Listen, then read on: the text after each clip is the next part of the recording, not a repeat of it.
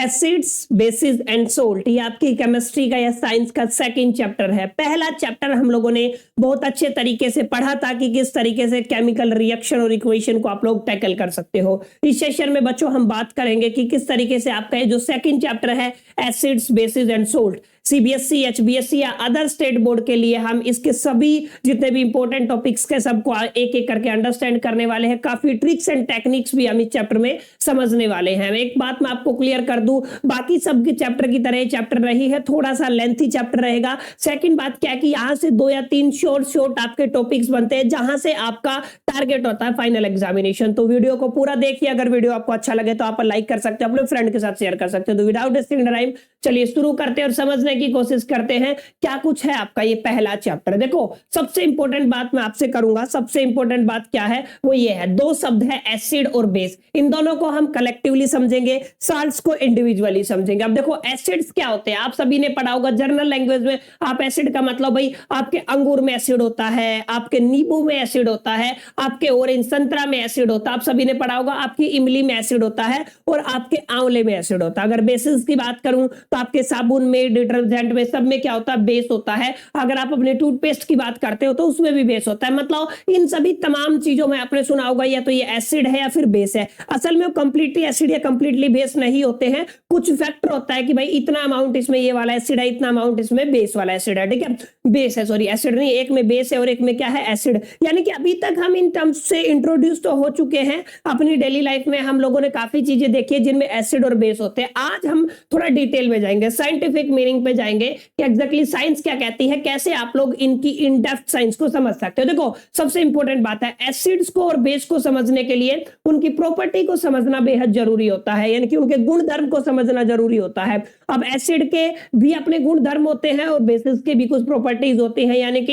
यहाँ पे 2 तरीके की प्रॉपर्टीज होती है जिनको आप लोग अंडरस्टैंड करके ये डिफरेंशिएट कर सकते हो कि आपका जो सब्सटेंस है वो एसिड है या फिर बेस है। पहली प्रॉपर्टी आपकी फिजिकल प्रॉपर्टीज और दूसरी है केमिकल प्रॉपर्टीज। आप सभी इन दोनों प्रॉपर्टी से कहीं ना कहीं रूबरू हो, अगर आपको नहीं पता है तो अभी आगे आगे समझ में आ जाएगा। आप ध्यान से देखिए, एसिड्स की फिजिकल प्रॉपर्टीज की मैं बात कर रहा हूं, एसिड है और आपका बेस है, ठीक है, दोनों बातों पे मैं ध्यान दूंगा। आप ध्यान से देखो, एसिड और बेस दोनों आपके कोरोसिव होते हैं नेचर में, इस बात को आपको जरूर ध्यान में रखना। कोरोसिव का मतलब कहीं ना कहीं हमारी बॉडी के लिए हार्मफुल होती है। डायरेक्टली हमारी बॉडी अगर एसिड और बेस दोनों के कॉन्टेक्ट में आती है तो वहां पे एक तरीके से स्किन बर्न तक हो सकती है। इसको आप लोग क्या बोलते हैं, आप लोग बोलते हो कोरोसिव। तो आपका एसिड ले लो चाहे बेस ले लो, आपको जरूर ध्यान में रखना, दोनों ही कोरोसिव होते हैं नेचर में। सेकंड अगर मैं बात करूं तो फिजिकल प्रॉपर्टी की, तो आपका एसिड है, एसिड का टेस्ट होता है श्योर और आपका जो बेस है उसका टेस्ट होता है बीटर। इस चीज को आपको ध्यान में रखना है। एसिड कैसा होता है, आपका श्योर होता है और आपका जो बेस है वो कैसा होता है, आपका बीटर होता है। यानी कि एसिड आपके खट्टे होते हैं और आपका बेस कैसा होता है, कड़वा होता है। लेकिन ना तो आप एसिड को टेस्ट कर सकते हो ना बेस को टेस्ट कर सकते हो। लैब वाले एसिड की मैं बात कर रहा हूं, जैसे मान लो आपने इमली खाई या फिर आप लोगों ने आंवला खाया तो वहां से उसके टेस्ट से आप लोग आइडिया लगा सकते हो। लेकिन प्योर फॉर्म में जैसे हाइड्रोक्लोरिक एसिड हो गया, सल्फ्यूरिक एसिड हो गया, ये तमाम एसिड जो हमारी लेबोरेटरीज में यूज होते हैं, हम उनको टेस्ट तो करके नहीं देख सकते। मतलब टेस्ट कोई आपका श्योर एविडेंस नहीं है कि आपका ये सब्सटेंस एसिड होगा कि बेस होगा। इसलिए मैंने यहाँ पे लिखा हुआ, test is not a concrete evidence to find out whether the substance is acid और बेस। ये आपको पता होना चाहिए। आप लिख सकते हो अपने फाइनल एग्जामिनेशन में, लेकिन जब भी आप प्रैक्टिकल लाइफ में आते हो तो आपका जो ये प्रैक्टिकल एविडेंस नहीं होता है, ये प्रैक्टिकली पॉसिबल नहीं है कि हर एक एसिड या बेस को हम लोग टेस्ट करें। तो अब आप कहोगे कि सर कैसे पता चलेगा, तो इस केस में माय डियर फ्रेंड्स हम लोग यूज करते हैं आपके इंडिकेटर्स। इंडिकेटर का मतलब कुछ ऐसी चीजें जो इंडिकेट करे, इंडिकेट एसिड को करे या फिर इंडिकेट बेस को करे, तो उनको बोलते हैं आप लोग इंडिकेटर्स, ठीक है। अब इंडिकेटर्स का मतलब क्या है, 2 इंडिकेटर्स आई होप की क्लियर हो गया होगा, फिजिकल प्रॉपर्टीज में ही आते हैं।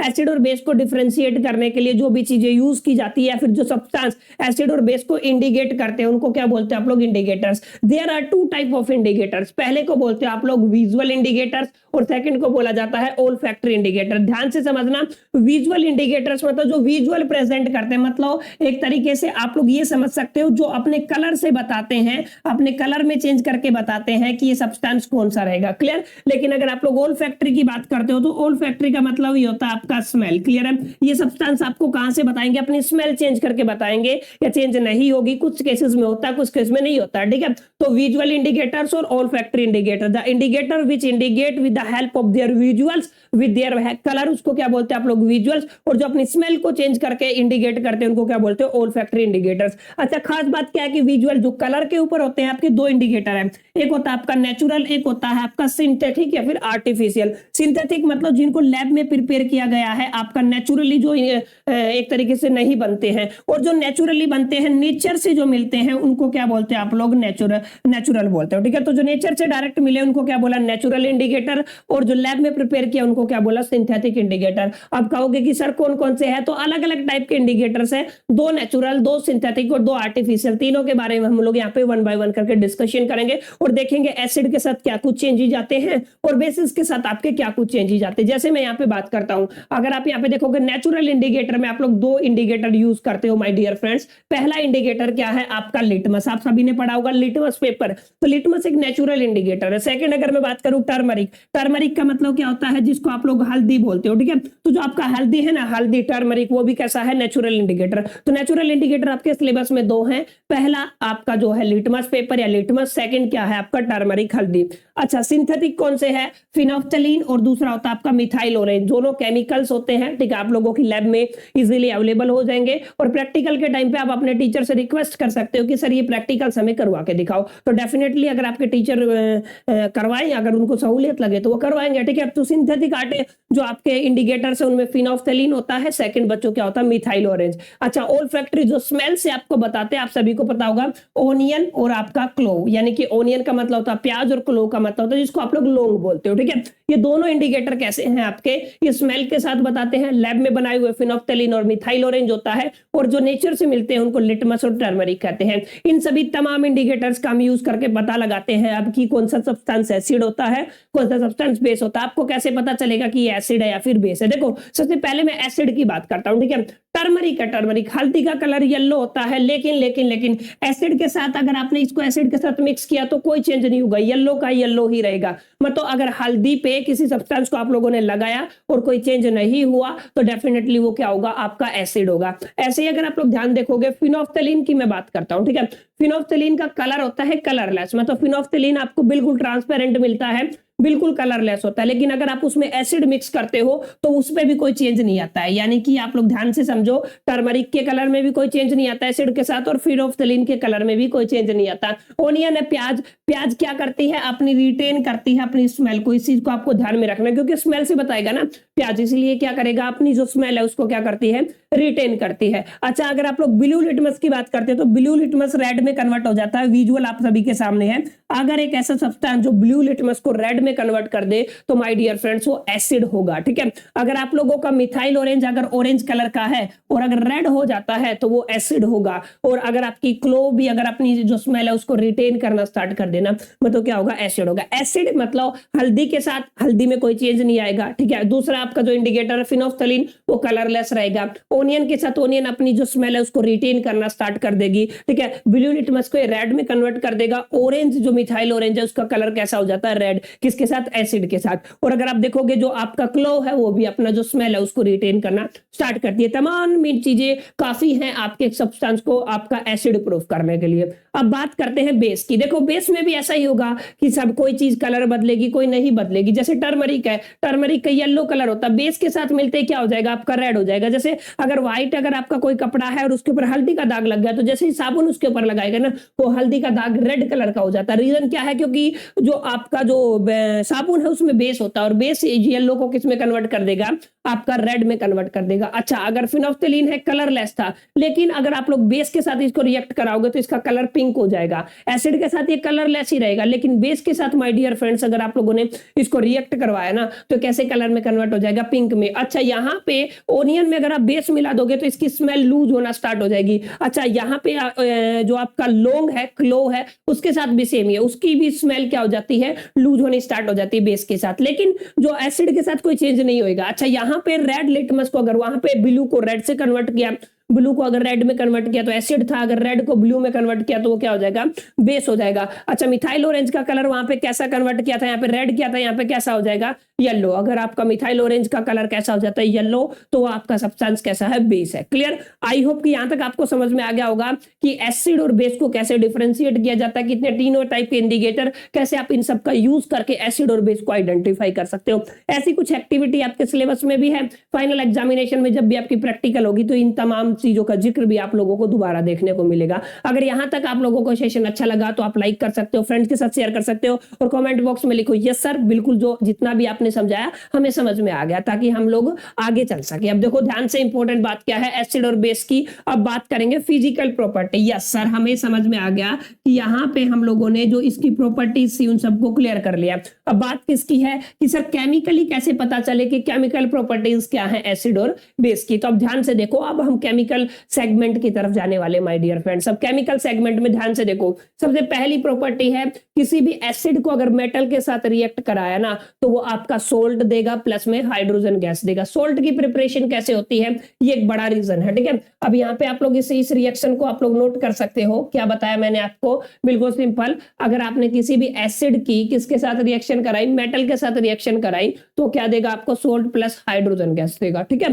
ये जर्नल रिएक्शन है। प्रैक्टिकली अगर आप लोग देखोगे, जैसे आपके सामने है सोडियम है, क्लियर है। अब बैलेंस करने के लिए मैंने सोडियम लिया हुआ है। सोडियम को अगर मैंने हाइड्रोक्लोरिक एसिड के साथ रिएक्ट करा दिया तो क्या होगा, सोडियम क्लोराइड अपना एक सब्सटेंस बना लेगा, क्लियर, और आपका क्या बन जाएगा, हाइड्रोजन गैस बन जाएगा, ठीक है। ये एक आपका इंपॉर्टेंट रिएक्शन है सोडियम क्लोराइड। जो सोडियम क्लोराइड है ये क्या होता है माय डियर फ्रेंड्स, ये आपका सोल्ट होता है, क्लियर। तो यहाँ पे आप लोग ये एग्जांपल आपको विजिबल भी होगा बोर्ड पे, आप लोग देख भी पा रहे होगे कि जब भी आप लोग मेटल को एसिड के साथ रिएक्ट कराओगे तो सोल्ट प्लस में हाइड्रोजन गैस ही बनेगा। आई होप की बात आपको क्लियर होगी। अब यहाँ पे देखो, यहाँ पे एक इंपॉर्टेंट बात और है कि हाइड्रोजन गैस का टेस्ट होता है। कैसे होता है कि हाइड्रोजन गैस जब भी रिलीज होती है ना, तो अगर आप इसके साथ आप मान लो कोई माचिस की तिल्ली इसके पास लेके जाओगे तो ये क्या होगा, पॉप साउंड प्रोड्यूस करेगा, क्लियर है। हाइड्रोजन गैस होगा तो कैसा साउंड प्रोड्यूस करेगा, पॉप साउंड प्रोड्यूस करेगा। और अगर आपका कार्बन डाइऑक्साइड हुआ तो कार्बन डाइऑक्साइड गैस हुआ तो आपकी जो तिल्ली है माचिस की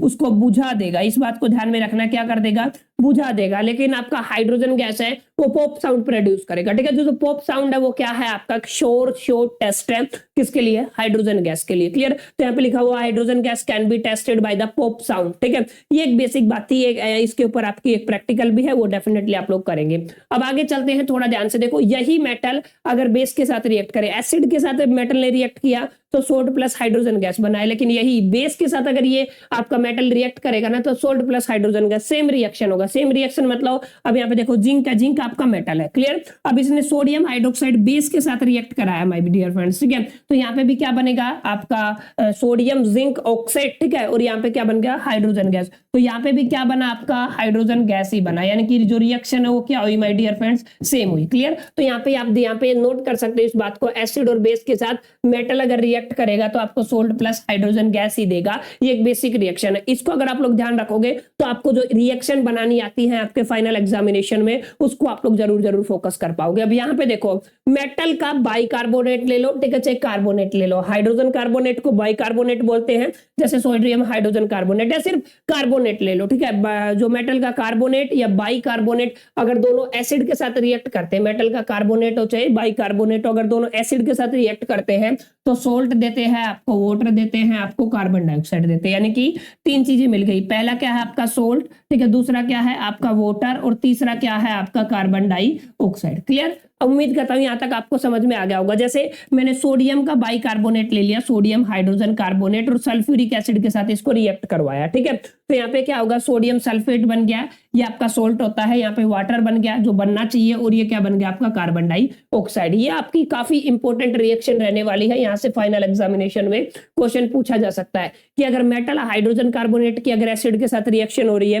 या मेटल बाइकार्बोनेट की मेटल के साथ रिएक्शन हो रही है, सॉरी एसिड के साथ, तो salt plus water plus carbon dioxide ही मिलेगा। ये एक जर्नल रिएक्शन। अब यहाँ पे काफी समझने वाली बात क्या है कि देखो, ये कुछ एग्जांपल है जो मैंने आपको बताया, ठीक है। सेम आपका वही है, प्रेसिपिटेट वाला एग्जांपल है, लेकिन खास बात क्या है, मेटल के ऑक्साइड। अभी तक मेटल का बाइकार्बोनेट की हमने बात की, कार्बोनेट की हमने बात की, लेकिन मेटल का ऑक्साइड ले लो। जैसे कोई भी मेटल ऑक्साइड अगर एसिड के साथ रिएक्ट करेगा, सोल्ट प्लस वाटर देगा, ठीक है। ये बेसिक रिएक्शन है। जैसे एग्जाम्पल दो सर, तो एग्जाम्पल यहाँ पे आप लोग देख सकते हो, जिंक का ऑक्साइड ले लिया मैंने, मेटल ऑक्साइड है, ठीक है। और यहाँ पे अगर आप लोग इसको हाइड्रोक्लोरिक एसिड के साथ रिएक्ट कराते हो तो आपको जिंक क्लोराइड यानी कि जिंक क्लोराइड आपका सोल्ट होता है, ठीक है। और प्लस में आपको क्या मिला, वाटर मिला, H2O क्या होता है आपका, वाटर होता है। Clear?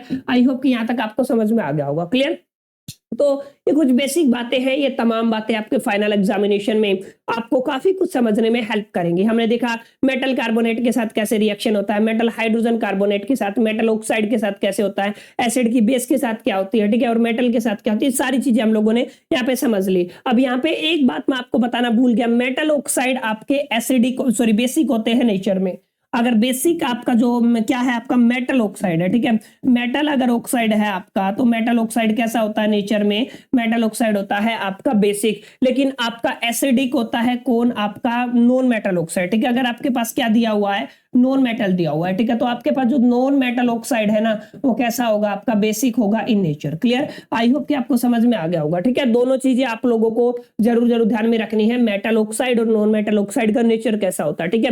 Non metal oxide acidic होता है और मेटल ऑक्साइड कैसा होता है, बेसिक होता है इन नेचर। ये सभी तमाम बातें आई होप कि आपको क्लियर होगी होंगी। ये कुछ केमिकल प्रॉपर्टीज थी जिन पे हमने बात की, एसिड और बेस के लिए किसकी रिएक्शन किसके साथ होगी तो क्या कुछ रिजल्ट मिलेगा। उम्मीद करता हूं ये सेकंड जो पढ़ा होता हमारे इस वीडियो का, ये भी आपको क्लियर हो गया होगा, समझ में आ गया होगा। अब बढ़ते हैं अपने तीसरे टॉपिक की तरफ, जहां की शुरुआत एक क्वेश्चन से होती है, ध्यान से समझना। What will happen if acid जो ऐड किया जाए बेस के साथ, यानी कि एसिड और बेस को ही कंबाइन कर दे, एक ये तरीके की स्पेशल केमिकल रिएक्शन है। एसिड और बेस को जब भी रिएक्शन करते हो, जैसे यहाँ पे सोडियम हाइड्रोक्साइड आपका बेस है, यहाँ पे मैंने क्या रखा, हाइड्रोक्लोरिक एसिड, दोनों को मिला दे तो क्या होगा, तो न्यूट्रल हो जाएंगे ना, एसिड रहेगा ना बेस रहेगा।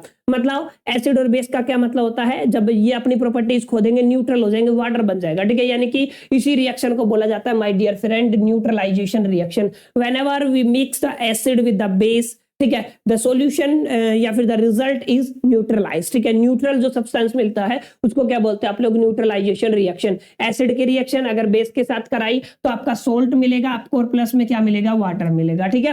क्लियर? तो इसको क्या बोलते हैं आप लोग, neutralization reaction. Neutralization reaction is exothermic, यानी कि यहाँ पे हीट रिलीज होती है। एक्सोथर्मिक का मतलब क्या होता है, यहाँ पे हीट क्या होती है आपकी, रिलीज होती है। इस बात को आपको जरूर ध्यान में रखना है, हीट क्या होती है माय डियर फ्रेंड्स, रिलीज होती है, ठीक है। तो जो आपकी न्यूट्रलाइजेशन रिएक्शन है वो एक्सोथर्मिक होती है, एक बात ये होगी, ठीक है। न्यूट्रलाइजेशन रिएक्शन में एसिड को बेस के साथ रिएक्ट किया जाता है और आपका जो सॉल्यूशन है, जो आपको जो रिजल्ट है उसमें आपको सोल्ट प्लस वाटर मिलता है। ये काफी इंपॉर्टेंट रिएक्शन है, पेपर में बहुत बार पूछी जाती है, आसान बहुत है, याद कर लो इसको, ठीक है। अब चलते हैं यहाँ पे न्यूट्रलाइजेशन रिएक्शन का एक एग्जांपल देखते हैं। ये विजुअल आई होप कि आपकी स्क्रीन पे होंगे, ध्यान से देखो। HCl हाइड्रोक्लोरिक एसिड को सोडियम हाइड्रोक्साइड के साथ दो, ये आपका क्या होता है, सोडियम हाइड्रोक्साइड क्या है माय डियर फ्रेंड्स, आप सभी ने पढ़ा होगा, ये बेस होता है। और HCl क्या है माय डियर फ्रेंड्स, ये आपका एसिड है। क्लियर है? तो एसिड और बेस रिएक्ट करवाया तो सोडियम क्लोराइड आपका नमक, ये क्या होता है आपका सोल्ट बन गया। क्लियर? और आपका ये जो वाटर है, ये वाटर तो वाटर ही रहेगा, आप सभी को पता है। H2O मतलब क्या होता है आपका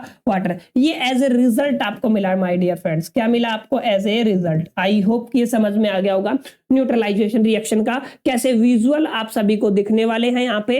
क्लियर? आई होप कि न्यूट्रलाइजेशन रिएक्शन का जो एग्जांपल था समझ में आ गया होगा, ठीक है।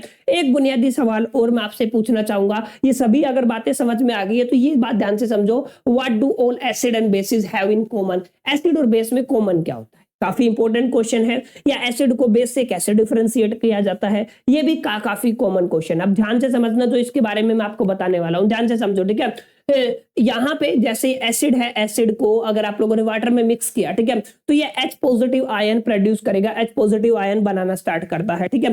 डोमिनेंटली आपका यहाँ पे H पॉजिटिव आयन आपको दिखेगा, ठीक है। अगर आप लोग यहाँ पे देखोगे नेओ, जैसे आपका बेस है, बेस को अगर आप लोगों ने वाटर में मिक्स किया तो यहाँ पे OH नेगेटिव आयन प्रोड्यूस करेगा। मतलब बेस आपका फर्निश करता है OH नेगेटिव आयंस को, मतलब बनाना स्टार्ट करता है, और एसिड क्या बनाना स्टार्ट करता है, H पॉजिटिव आयन बनाना स्टार्ट करता है। यानी कि दोनों में आयंस कॉमन है। क्लियर है? क्या है आपके आयंस, ठीक है। और आयंस है तभी इनके अंदर से इलेक्ट्रिसिटी कंडक्ट होती है, ठीक है। क्या होती है आपकी, कंडक्ट होती है क्या आपकी इलेक्ट्रिसिटी, यानी कि आयन है तभी ये इलेक्ट्रिसिटी इनके अंदर से पास होगी, होगी, नहीं तो नहीं होगी। इस बात को आपको जरूर जरूर ध्यान में रखना, ठीक है। एसिड और बेस के केस में कॉमन क्या है, दोनों ही कंडक्टर होते हैं। जैसे इनको वाटर में मिक्स किया जाता है तो एक OH पॉजिटिव आयन प्रोड्यूस करता है और एक OH negative OH negative base produce करता है और H पॉजिटिव आपका एसिड प्रोड्यूस करता है। क्लियर, ये इतना सभी तमाम बातें आई होप कि आपको क्लियर हो गए होंगे। अब एक शब्द आता है माय डियर फ्रेंड्स, वो क्या है आपका strong acid and strong bases के सॉल्यूशन को कैसे आप लोग आइडेंटिफाई कर सकते हो। देखो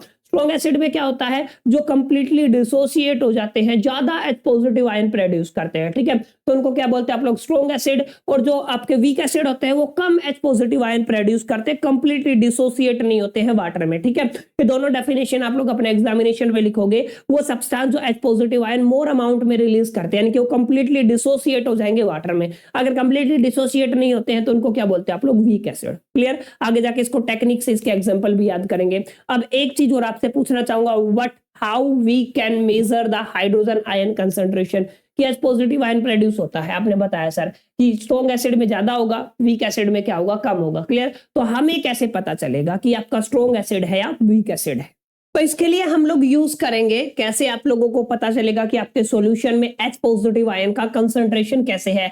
तो एक मेजरमेंट बनाया हुआ है साइंटिस्ट ने, ठीक है। उस मेजरमेंट का नाम है, एक स्केल है, एक आप लोग इसको मीटर बोल सकते हो, जिसको बोलते हैं आप लोग pH स्केल, ठीक है। pH scale is that scale which major the hydrogen ion concentration in the solution. किसी भी सॉल्यूशन में हाइड्रोजन आयन कंसंट्रेशन को मेजर करने के लिए जिस स्केल का यूज किया जाता है ना, उसको बोलते हैं आप लोग pH स्केल। pH स्केल में आपका 0 से मार्किंग शुरू होता है और आपका 14 तक जाता है। बीच में आप लोग देखोगे 7 आपका न्यूट्रल को रिप्रेजेंट करता है। जैसे जैसे आप लोग 14 की तरफ जाते हो वैसे वैसे आपका बेसिक नेचर बढ़ता जाता है, और जैसे जैसे आप लोग pH की कम वैल्यू होती जाएगी, 0 की तरफ होते जाओगे, वैसे वैसे आपका एसिडिक कैरेक्टर बढ़ता जाएगा। क्लियर, यानी कि जितनी कम वैल्यू उतना ज्यादा एसिडिक, जितनी 7 के नियर वैल्यू वो उतना ज्यादा उतना कम एसिडिक, ठीक है। और जितना आपका वैल्यू ज्यादा 14 की तरफ जितना जाओगे उतना बेस ज्यादा, और 14 से वापिस आओगे तो उतना बेस कम। क्लियर, तो यानी कि अगर आपका जो आपका वैल्यू है pH स्केल का जो वैल्यू है, अगर आपका ज्यादा है, हाई है, तो वो किसको रिप्रेजेंट करता है, वो आपके बेस को रिप्रेजेंट करता है। क्लियर है, और अगर आपकी जो वैल्यू है वो कैसी है, लो है, तो किसको रिप्रेजेंट करता है, एसिड को रिप्रेजेंट करता है। और अगर आपकी वैल्यू 7 है तो 7 हमेशा से ही क्या रहता है आपका न्यूट्रल, ना एसिड और ना आपका बेस, ठीक है। तो ये आपका एक स्केल होता है जिसको क्या बोलते हो माय डियर फ्रेंड्स आप लोग, pH स्केल। आई होप कि क्लियर हो गया होगा। यहाँ पे आप लोग देख सकते हो अलग अलग कलर से यहाँ पे मेंशन किया हुआ है, ठीक है। अलग अलग इंडिकेटर है, यूनिवर्सल इंडिकेटर, जिन कलर को उनकी pH के हिसाब से सेट किया है, और वहां पे आप लोग आइडिया लगा सकते हो। इसका स्क्रीनशॉट ले लो, आप लोग समझ जाओगे। आई होप कि जैसे 14 है तो आपको ये वाला कलर मिलेगा, अगर 13 है तो ऐसा कलर मिलेगा, 12 ये अलग अलग कलर है, ठीक है। 7 है तो ऐसा कलर मिलेगा। इन कलर के हिसाब से भी आप लोग pH को मेजर कर सकते हो। pH वैसे भी आपका काफी इंपॉर्टेंट रोल प्ले करता है, क्योंकि काफी एक्टिविटी आपकी जिंदगी में pH के बेस पे होती है। जैसे मैं पहले बात करता हूं, अगर आप लोग ड्रिंकिंग वाटर की बात करो तो क्योंकि न्यूट्रल है तो न्यूट्रल का pH कितना होता है 7, यानी कि जो आप लोग पानी पीते हो उसका pH वैल्यू कितना होता है 7 होता है। सेकंड, अगर आप लोग देखोगे कि आप जो आपका पोल्यूट एसिडिक जो वाटर है ना, एसिडिक जो रेन होती है, अगर आपकी रेन में एसिड मिलना स्टार्ट होएगा उसकी वैल्यू 5.6 से कम होनी स्टार्ट हो जाएगी, ठीक है। अगर आपका जो रेन वाटर है, ठीक है, जो रेन है आपकी वर्षा है उसका जो वाटर है, अगर उसकी वैल्यू आपकी 5.6 से कम होना शुरू हो जाए तो वो आपकी जो रेन है वो किस में चली जाएगी, वो एसिडिक रेन में चली जाएगी। क्लियर है, तो यहाँ से पूछा जा सकता है कि ये क्वेश्चन एसिडिक रेन का pH क्या होता है, ठीक है। तीसरा इंपॉर्टेंट बात है, आपकी जो बॉडी है वो 7 से लेके और 7.8 pH के बीच में काम करती है। ये थर्ड पॉइंट है। क्लियर, तो तीनों पॉइंट आपको क्लियर हो जाने चाहिए एग्जैक्टली pH का क्या वैल्यू होता है। और अगर आपको देखा होगा टूथ डीके होना स्टार्ट होता है, बहुत लोगों को दांत टूटना स्टार्ट होता है क्योंकि उनकी जो pH की वैल्यू है वो 5.5 से नीचे चली जाती है, ठीक है। जैसे ही आपकी 5.5 से नीचे जाएगी तो आपके दांत टूटने स्टार्ट हो जाएंगे, ठीक है। जैसे कई बार एसिडिटी हो जाती है हमें, तो उस टाइम पे हम लोग बेस लेते हैं न्यूट्रलाइज करने के लिए, ठीक है। अगर आपको कोई मधुमक्खी ने काट लिया तो एसिड इंजेक्ट करती है आपकी बॉडी में, तो उस केस में भी हम लोग क्या लेते हैं, बेस लेते हैं। जैसे यहाँ पे हम लोग क्या कहते हैं, बेकिंग सोडा अगर आपके पास है, अगर मधुमक्खी ने काटा तो वो जो उसका वो है वो न्यूट्रलाइज हो सकता है, जो एसिड है, ठीक है। अगर आप लोगों को एसिडिटी हुई है तो हम लोग क्या ले सकते हैं, एंटा एसिड ले सकते हैं, जैसे मिल्क ऑफ मैग्नीशिया वगैरह काफी आते हैं, ठीक है। जैसे आप लोगों ने देसी लैंग्वेज में इनो सुना होगा, वो न्यूट्रलाइजेशन का ही काम करता है, ठीक है। तो pH का अपना एक वैल्यू होता है माय डियर फ्रेंड्स आपके जिंदगी में, ठीक है। इसके बिना काफी कुछ नहीं हो सकता है, तो इसको आपको बेहद आसान तरीके से अच्छे तरीके से समझना पड़ेगा। क्लियर, ये आपका एसिड और बेस का जो टॉपिक था वो क्लियर हो गया होगा। क्या फिजिकल प्रॉपर्टी होती है, क्या केमिकल प्रॉपर्टी होती है, कौन कौन से इंडिकेटर्स होते हैं, एसिड्स क्या हैं और बेसिस क्या हैं, कैसे उनकी कंसंट्रेशन को उनके बेस पे क्लासिफाई किया है, कौन से फीते का, कौन से स्केल का आप लोग यूज करते हो। अब रहा आपका टॉपिक एक, जिसको बोलते हैं आप लोग सोल्ट। सोल्ट आप सभी ने पढ़ा होगा, बहुत सारे रिएक्शन में हम लोगों ने सोल्ट बनाया, ठीक है। यहाँ पे 4 इंपॉर्टेंट सोल्ट है हमारी डेली लाइफ में। टेबल सोल्ट जिसको हम लोग खाते हैं, ब्लीचिंग पाउडर, ठीक है, बेकिंग सोडा और वॉशिंग सोडा। चारों कैसे बनते हैं, क्या फॉर्मूला होता है, कहां पे यूज होता है, ये तमाम बातें आपके फाइनल एग्जामिनेशन में पूछी जाती हैं। तो इस सिलसिले को ऐसे ही रखते हैं और ये लास्ट पड़ाव को हम लोग अच्छे से समझते हैं। अब देखो ध्यान से, सबसे पहले मैं बात करूंगा टेबल सोल्ट। रॉक सोल्ट होता है, ठीक है, यानी कि नमक होता है। नमक जो है आपका 2 तरीके से मिलता है, एक तो रॉक सोल्ट से मिलता है आपको, ठीक है, एक सी सोल्ट से मिलता है। समुद्र में जो नमक मिलता है वो एवापोराइजेशन ऑफ सी वाटर से मिलता है। जो समुद्र का पानी है उसको एवापोराइज किया जाता है, वहां पे आपको जो नमक मिलेगा वो कौन सा होगा, सी सोल्ट होगा। अच्छा, यहाँ पे काफी कुछ इंप्योरिटीज भी इसके साथ आती है, इस बात को आपको ध्यान में रखना है। Second, mind out of the earth surface. जो रॉक साल्ट है वो चट्टानों की फॉर्म में मिलता है, अब उनको माइंड किया जाता है अर्थ की सरफेस से। और यहाँ पे लिस्ट प्रोसेस होता है, यहाँ पे बिल्कुल आसानी से, ज्यादा कुछ एफर्ट डालने की जरूरत नहीं, जितना आपको सी सोल्ट प्राप्त करने की जरूरत होती है, इसको बनाने की जरूरत होती है, उसमें ज्यादा एफर्ट लगते हैं। लेकिन रॉक साल्ट में इतने ज्यादा एफर्ट नहीं लगते, लेकिन है दोनों ही टेबल साल्ट। दोनों को क्या बोलते हैं आप लोग, टेबल साल्ट। फॉर्मूला आप लोगों को पता है, आप लोग जो खाते हैं उसका क्या फॉर्मूला होता है, सोडियम क्लोराइड। अच्छा, इसके अंदर आपका आयोनिक बॉन्ड प्रेजेंट होता है, इस चीज को भी आपको ध्यान में रखना, ठीक है। कौन सा बॉन्ड होता है आपका, आयोनिक, क्योंकि 2 बॉन्ड होते हैं, आयोनिक और covalent. Covalent mutual sharing of electrons की वजह से होता है, ionic by complete share of electrons, ठीक है, complete transfer of electrons, sorry share नहीं, कंप्लीट ट्रांसफर ऑफ इलेक्ट्रॉन। तो वहां पे जो बॉन्ड बनता है उसको क्या बोलते हैं आप लोग, आयोनिक बॉन्ड, ठीक है। तो ये बात हुई आपकी टेबल सोल्ट की, ठीक है। टेबल सोल्ट काफी कुछ चीजें बनाने में यूज किया जाता है, जैसे सोडियम हाइड्रोक्साइड अगर आपको बनाना है, जैसे बेकिंग सोडा अगर आपको बनाना है, जैसे अगर आपको वॉशिंग सोडा बनाना है, ब्लीचिंग पाउडर बनाना है, और भी बहुत सारे सब्सटेंस है। मेजर यही है जहाँ पे sodium hydroxide, baking soda, washing soda और ब्लीचिंग पाउडर, ठीक है। अच्छा, हम अपने फूड में इसका काफी इस्तेमाल करते हैं, खाने में, ठीक है, अलग अलग डिशेस बनाने में भी हम इसका यूज करते हैं, ठीक है। तो आई होप कि समझ में आ गया होगा टेबल सोल्ट कैसे बनता है, क्या क्या इसके यूजेस होते हैं, क्या इसका फॉर्मूला होता है, ठीक है। सबसे इंपॉर्टेंट जो इस क्वेश्चन से मैं एक बात 100% लिख सकता हूं, आप सीबीएसई का कोई भी एग्जामिनेशन उठा लीजिए माय डियर फ्रेंड्स, तो आपको मिलेगा कि आपको ये प्रोसेस एक्सप्लेन करना है, जिसका नाम क्या है आपका क्लोर एल्कली प्रोसेस, ठीक है। इस क्लोर एल्कली प्रोसेस को आपके फाइनल एग्जामिनेशन में डेफिनेटली पूछा जाएगा, इसको रट लो, 100% श्योर है। क्लोर एल्कली प्रोसेस को आपको क्या करना है, एक्सप्लेन करना है। इसका आप लोग पहले इंफ्रास्ट्रक्चर देखो, इसमें बनाना क्या होता है, इसमें आपको सोडियम हाइड्रोक्साइड बनाना होता है। सोडियम हाइड्रोक्साइड की प्रिपरेशन के लिए आप लोग क्लोर एल्कली प्रोसेस का यूज करते हो। आई होप कि आपको समझ में आ गया होगा। ये वो सवाल है जो आपके फाइनल एग्जामिनेशन में आपसे डेफिनेटली पूछा जाएगा कि सोडियम हाइड्रोक्साइड को किस प्रोसेस से बनाया जाता है, तो आप लोग लिख सकते हो वहां पे क्लोर एल्कली प्रोसेस, या क्लोर एल्कली प्रोसेस का जो यूज है वो आपका सोडियम हाइड्रोक्साइड को प्रिपेयर करने के लिए किया जाता है। आपके फाइनल एग्जामिनेशन में सवाल 101% आपका पूछा जाएगा। आप प्रीवियस ईयर के सीबीएसई के किसी भी सवाल को उठा के, किसी भी पेपर को उठा के देख सकते हो, तो वहां पे ये आपको सवाल मौजूद मिलेगा, तो इसलिए ध्यान से समझे, ठीक है। तो क्लोर एल्कली प्रोसेस में कुछ नहीं होता, ये आपका टैंकर है जहां पे एक एनोड होता है, एक कैथोड, 2 टर्मिनल्स होते हैं, ठीक है, जहां पे बड़ी बड़ी एक तरीके से मेटल्स लगी होती है, ठीक है, बीच में एक सेपरेशन होता है, ये आपके चैम्बर लगे हुए हैं, ठीक है, गैसेस के लिए। होता क्या है, सोडियम क्लोराइड लेते हैं, नमक लेते हैं, उसको उसमें वाटर मिला के, इसको जब से सोडियम क्लोराइड को वाटर के साथ मिक्स किया ना, तो इसको बोला जाता है बेराइन। इस चीज को भी आपको ध्यान में रखना, ठीक है। इसके अंदर से इलेक्ट्रिसिटी पास करते हैं, एक पॉजिटिव और एक नेगेटिव टर्मिनल। इलेक्ट्रिसिटी पास करोगे तो क्या होगा, सोडियम हाइड्रोक्साइड बन जाएगा, क्लोरीन बन जाएगा और वाटर बन जाएगा, सॉरी हाइड्रोजन गैस, यानी कि क्लोरीन आपका कहां पे जाएगा, एनोड टर्मिनल पे जाएगा। एनोड टर्मिनल पे कौन है, क्लोरीन, और हाइड्रोजन कौन से टर्मिनल पे है, कैथोड पे। क्लियर, यहाँ पे क्या मिल जाएगा आपका, सोडियम हाइड्रोक्साइड, ठीक है। तो ये बेसिक सा प्रोसेस है जिसका यूज हम लोग किसके लिए करते हैं, सोडियम हाइड्रोक्साइड की प्रिपरेशन के लिए करते हैं, क्लोर एल्कली प्रोसेस का। अब जो बेराइन है, बेराइन का मतलब क्या बताया मैंने अभी, नमक को अगर आप लोगों ने किसके साथ मिक्स कर दिया, वाटर के साथ, तो बेराइन। यहाँ पे हाइड्रोजन है, फ्यूल, ठीक है, मार्जरीन, ठीक है, अमोनिया फॉर द फर्टिलाइजर, इसका कुछ ऐसा इस्तेमाल होता है। क्लोरीन का पीवीसी, डिसइंफेक्टेंट, सीएफसी और वाटर ट्रीटमेंट में इसका यूज किया जाता है। सोडियम हाइड्रोक्साइड का यूज डीजे, ये क्या लिखा हो, डिग्रीसिंग मेटल्स, ठीक है, soap, detergent and paper making में इसका यूज किया जाता है। तो ये तमाम बातें आपसे पूछी जा सकती है, यहाँ से एक छोटा क्वेश्चन बन सकता है।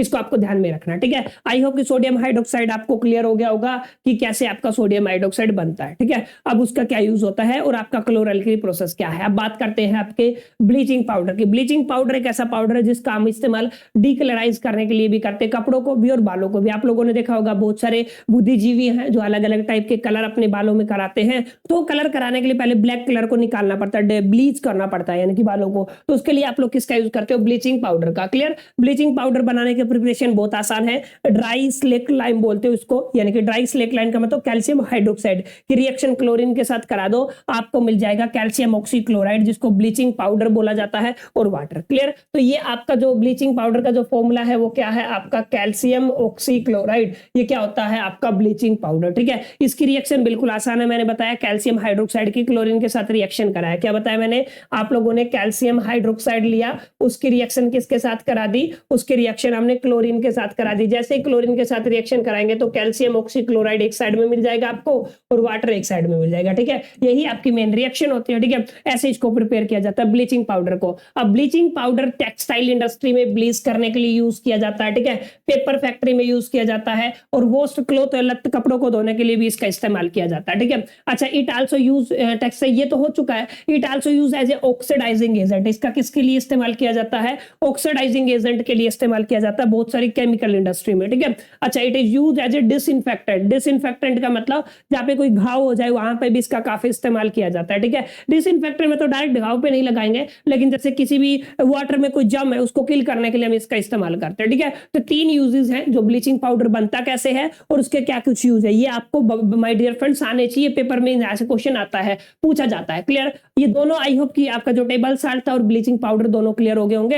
अब हम किस पे बढ़ते हैं, आपके बेकिंग सोडा पे, ठीक है। बेकिंग सोडा की प्रिपरेशन बिल्कुल आसान है। सोडियम क्लोराइड यानी कि नमक को अगर अमोनिया के साथ मिक्स करके, वाटर के साथ मिक्स करके कार्बन डाइऑक्साइड के साथ रिएक्शन करा दे, यानी कि sodium chloride plus NH3 plus H2O plus CO2, तो आपको जो रिजल्ट मिलेगा वो सोडियम हाइड्रोजन कार्बोनेट मिलेगा, NH4Cl, अमोनियम क्लोराइड मिलेगा और सोडियम बाइकार्बोनेट मिलेगा। जो सोडियम बाइकार्बोनेट है, सोडियम हाइड्रोजन कार्बोनेट जिसको बोलते हैं, sodium hydrogen carbonate, my dear friends, यही क्या होता है आपका बेकिंग सोडा होता है। इसको आप लोग अपनी डेली लाइफ में सीधा क्या कहते हो, आप लोग इसको कहते हो मीठा सोडा। हम लोग बहुत यूज करते हैं इसको, ठीक है, यानी कि सोडा, मीठा सोडा, ठीक है। हम लोगों ने काफी यूज किया है इसका। आप ध्यान से देखो इसका इस्तेमाल कहां पे होता है, ठीक है। इसका इस्तेमाल हम लोग कहां पे करते हैं, इसका इस्तेमाल करते हैं हम लोग making baking powder. Baking powder बनाने में इसका यूज किया जाता है। It is use in the kitchen for making tasty crispy pakodas, इनका इस्तेमाल किया जाता है। और it is also use in the soda acid fire extinguisher, ठीक है। जहां पे आपका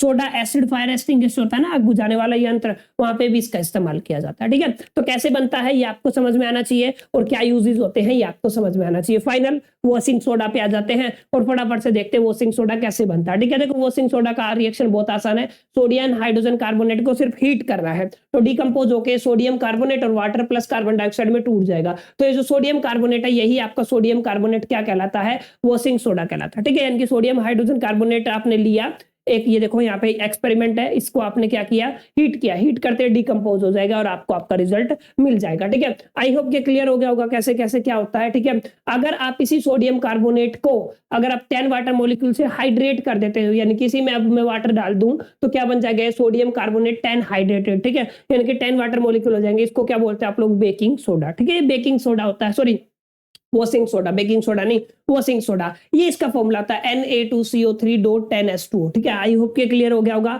बहुत आसान है, कोई डिफिकल्ट टास्क नहीं है। आप लोग उम्मीद करता हूं कर लोगे, ठीक है। यूजेस कहां पे होता है, use as a cleansing agent, domestic purpose में इसका यूज होता है, क्लींजिंग एजेंट के लिए आप सभी ने यूज किया होगा, ठीक है। आगे देखो इसका जो आपका बोरेक्स जैसे सब्सटेंसेस को बनाने के लिए इसका यूज किया जाता है, ठीक है। अच्छा, ग्लास में, साबुन में, पेपर इंडस्ट्री में आप इसका इस्तेमाल करते हो, ठीक है। It remove permanent hardness of the water, अगर परमानेंट हार्डनेस ऑफ वाटर अगर आपको करना है रिमूव तो आप लोग किसका इस्तेमाल करते हो माय डियर फ्रेंड्स, हम लोग इसी का इस्तेमाल करते हैं जिसका नाम क्या है, washing soda, sodium carbonate 10 water molecule के साथ, ठीक है। Are the crystal of salt really dry, ये क्वेश्चन है, क्या आपके जो साल्ट के क्रिस्टल है क्या वो ड्राई होते हैं, तो इसको समझने की कोशिश करते हैं। देखो कॉपर सल्फेट, ये ब्लू कलर का, स्काई ब्लू कलर का आपको सॉल्यूशन दिख रहा है। ऊपर से मैंने क्या किया, इसमें वाटर ड्रॉपलेट्स आपको दिख रहे, वाटर ऑफ क्रिस्टलाइजेशन बोलते हो, ठीक है, क्लियर। तो यहाँ पे एक बात आपको समझना, जैसे वॉशिंग सोडा है, इसमें 10 वाटर मॉलिक्यूल होता है, जिप्सम में क्या है 2 वाटर मॉलिक्यूल है, तो वाटर मॉलिक्यूल प्रेजेंट है तो आप लोग इसको ड्राई नहीं बोल सकते, इस बात को आपको ध्यान में रखना। अच्छा, प्लास्टर ऑफ पेरिस इसको पीओपी बोला जाता है, ये काफी इंपॉर्टेंट सा सवाल है, ध्यान से समझना। आपका कैल्शियम सल्फेट अगर से कि 2 मॉलिक्यूल आपके पास, और अगर आप इसको 373 केल्विन पे हीट करते हो तो हाफ मॉलिक्यूल में कन्वर्ट हो जाता है, ठीक है, इसको बोलते हैं आप लोग पीओपी। जिप्सम का फॉर्मूला क्या है, कैल्शियम सल्फेट 2 वाटर मॉलिक्यूल, लेकिन जैसे आपको 373 केल्विन पे इसको क्या करते हो, हीट करते हो, तो किसमें कन्वर्ट हो जाता है, पीओपी, प्लास्टर ऑफ पेरिस में, क्लियर। ये आपको पता होना चाहिए पीओपी में कैसे कन्वर्ट होता है, और आपका जिप्सम, क्लियर। यहाँ पे आई होप कि आपको क्लियर हो गया होगा। अगर प्लास्टर ऑफ पेरिस में अगर मैं हाफ वाटर मॉलिक्यूल ऐड कर दूं तो क्या बन जाएगा, आपका वापस से जिप्सम बन जाएगा, क्लियर। तो बहुत बेसिक सी बात है, जिप्सम से पीओपी और पीओपी से जिप्सम, ठीक है। अच्छा, आपका पीओपी काफी यूज होता है supporting fractured bones in the right position, ठीक है, अगर हड्डी टूट जाती है तो वहां पे हम लोग इसी का इस्तेमाल करते हैं। It use for making the toys materials for the decoration, बहुत सारे ऐसे मटेरियल्स जो डेकोरेशन के लिए यूज होते हैं उनमें इस्तेमाल किया जाता है। It is use for making the surface smooth, किसी भी सरफेस को क्या करने के लिए, स्मूथ करने के लिए आपको इसका इस्तेमाल करना होता है, ठीक है। उम्मीद करता हूं सभी सोल्ट्स आपको समझ में आ गए होंगे, क्या क्या उनका यूजेज होता है, क्या उनका केमिकल फॉर्मूला होता है, कैसे उनको बनाया जाता है, सारी तमाम बातें हमने इस बेहतरीन से सेशन में डिस्कस की। उम्मीद करता हूं यहां तक आप लोगों को समझ में आ गया होगा कि एग्जैक्टली एसिड्स और बेसिस और सोल्ट में आपको क्या कुछ पढ़ना है, क्या कुछ नहीं पढ़ना है। ज्यादा लंबा मैंने आपको सेशन खींचा नहीं है ताकि आप लोगों के लिए सहूलियत, तो सारी तमाम बातें काफी बेहतरीन विजुअल्स के साथ मैंने आपको प्रेजेंट करने की कोशिश की है। उम्मीद करता हूं सेशन आप सभी को अच्छा लगा होगा। सेशन अगर आपको अच्छा लगा तो आप लाइक कर सकते हो, अपने फ्रेंड्स के साथ शेयर कर सकते हो, और फर्स्ट टाइम आए हो और अगर आप लोग क्लास 10th के स्टूडेंट हो तो ये चैनल आपका काफी यूजफुल रहने वाला है, इसके लिए आप लोग सब्सक्राइब कर सकते हो। बाकी मिलते हैं किसी नेक्स्ट इंटरेस्टिंग सेशन में, तब तक के लिए आप लोग रेस्ट करें।